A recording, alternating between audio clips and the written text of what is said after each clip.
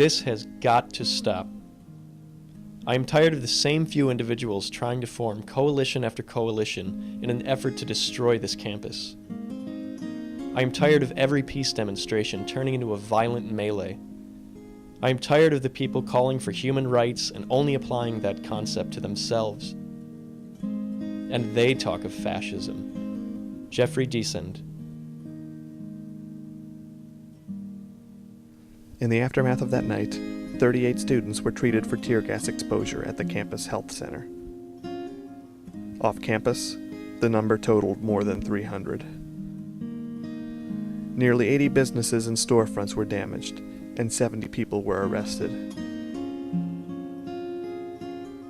In the fall of 1970, an Illinois state committee released its report on what it believed were the causes of the violence at several Illinois universities. We found widespread distribution of hardcore literature on how to make bombs, how to destroy the university, how to ruin our society, how to get rid of our government.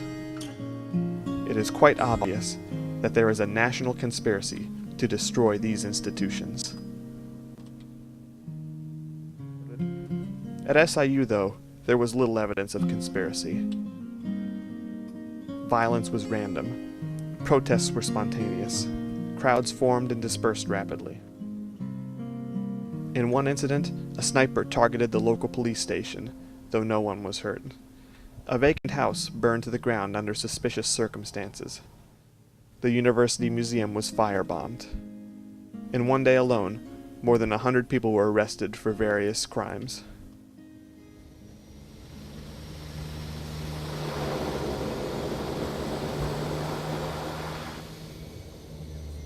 On Friday, President Morris returned from Chicago.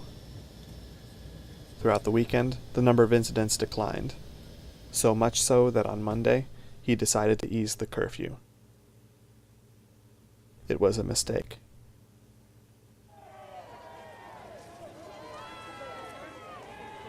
The same day, police gassed protesters outside the Catholic Student Center.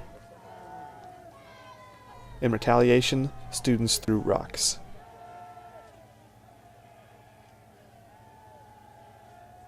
I realize that this country has problems. Every nation does, and everyone wants solutions to them. But how in the hell can anyone rationalize that throwing rocks helps to solve these problems?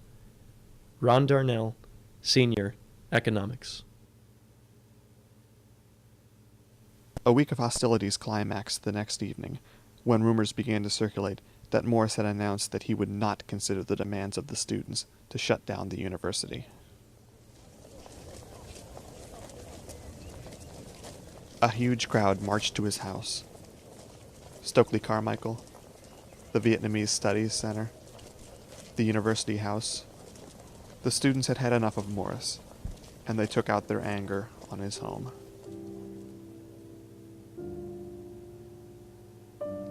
They broke in. Food from the refrigerator was smeared on the walls.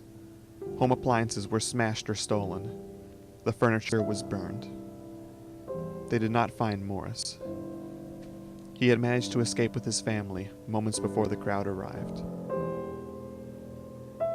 Later, as Mrs. Morris was cleaning up, she found a note that someone had left behind. Mr. President, we did the best we could to protect your house. If you believe in something strong enough, you'll always stand up for it, no matter where the mass goes. And we believe in peace that strongly. May God bless and protect you and your family. Love and peace.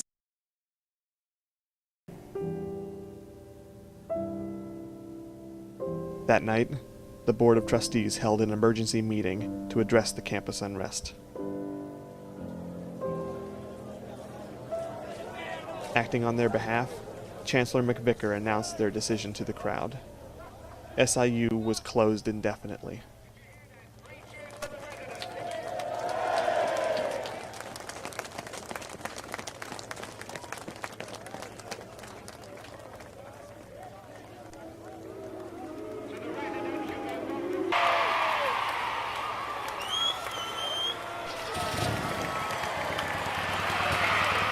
Cheers, revving engines, honking horns, shouting. arm-waving, dancing up and down. Booze was everywhere, with quarts of beer and jugs of wine the most popular. The smell of pot was in the air. Robert D. Reed, Southern Illinoisan. The closing of Southern Illinois University represents simultaneously a calamity and opportunity. Like the car that pulls off the road with a flat tire, repairs are called for.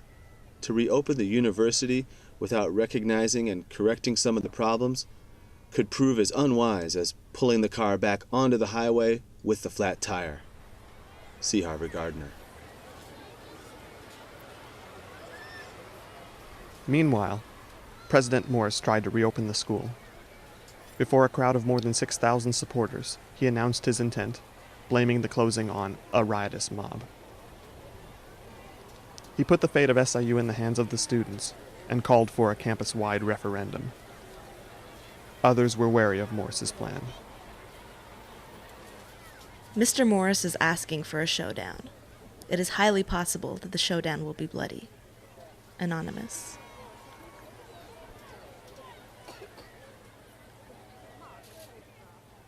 Instead, there was no showdown. The referendum proceeded without incident.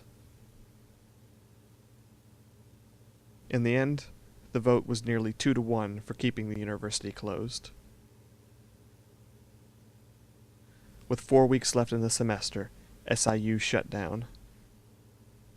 Final exams were canceled, housing fees were refunded, and students received pass-fail grades. By the next day, half the population of SIU had left.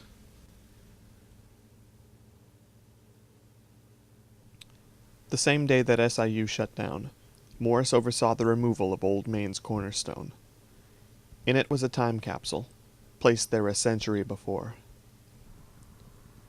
It contained cards and pamphlets from local businesses, the city ordinance, the Board of Trustees' second annual report, dated 1869, and a small Bible. Soon after, the rest of Old Main was gone.